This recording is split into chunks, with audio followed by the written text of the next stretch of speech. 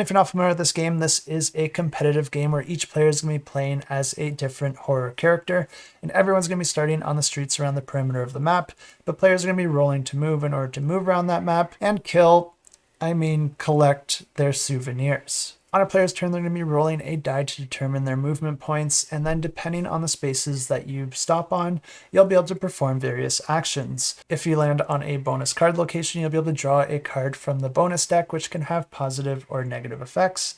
Of course, players can land on the souvenir spaces, where players will be able to roll their weapon die in order to hopefully gain that souvenir. Whenever you're rolling these dice, there's a bunch of different weapons that can come into play, but if you get triples of any of them, you're going to get some bonus special effects. And then finally, there are the scene locations, and anytime that you land on one of these spaces, you're going to be drawing a scene card, which is going to have some sort of skill test that you're going to have to roll dice in order to try and complete.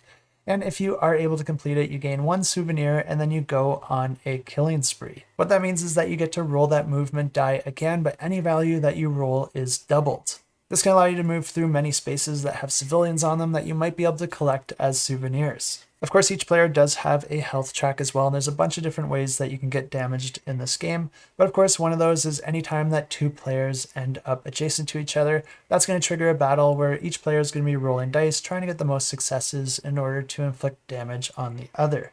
Anytime you die, you're going to be moving back to the reanimation station, which essentially keeps you in the game, but sets you back just a little bit. But this new expansion is actually going to be playing quite a bit differently than the original game, because rather than playing as the slashers, players are actually going to be playing as the civilians. This means that the players might be working together at times to rescue other civilians, fight back against the enemies, and safeguard the town. But this is still a competitive game because in the end, there's only going to be one survivor.